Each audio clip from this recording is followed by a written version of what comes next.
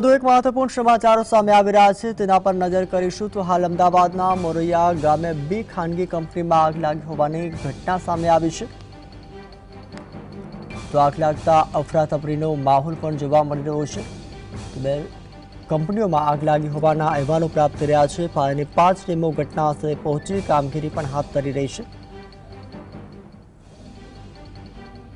પિનાંશ અને શ્રીહરિ પેપર કંપનીમાં આગ લાગી હોવાની ઘટના સામે આવી છે।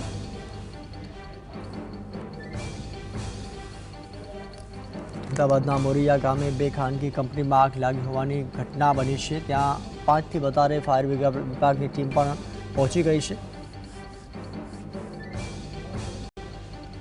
ફાયરની 5 ટીમે ઘટના સ્થળે પહોંચીને કામગીરી પણ હાથ ધરી છે।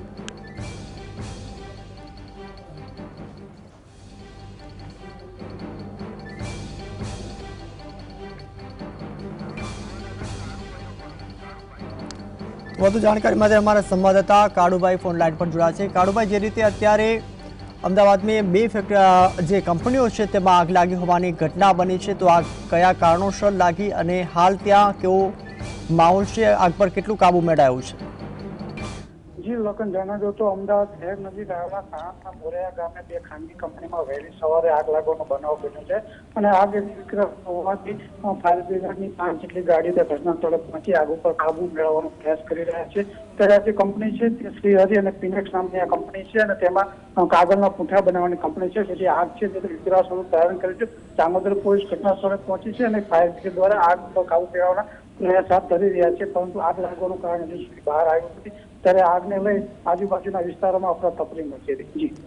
કાળુભાઈ, જે રીતે અત્યારે આગ જે ઘટના પર લાગી છે ત્યારે કેટલું નુકસાન આમ થઈ હશે ત્યાં પૂંઠાનું ફેક્ટરી હતી? જે જણાવી દઉં તો બંને કંપનીમાં વિકરાળ આગ લાગી છે। એમાં પહેલા એક કંપનીમાં આગ લાગી હતી, ત્યારબાદ તેના કારણે બાજુની કંપનીમાં પણ આગ લાગી છે, જેથી બંને કંપનીમાં મોટું કંપનીના માલિકોને નુકસાન થયું હોવાનું બહાર આવી શકે છે, પરંતુ ફાયર બ્રિગેડ જ્યારે આગ ઉપર કાબુ મેળવે ત્યાર પછી એનો તાગ મેળવી શકાશે।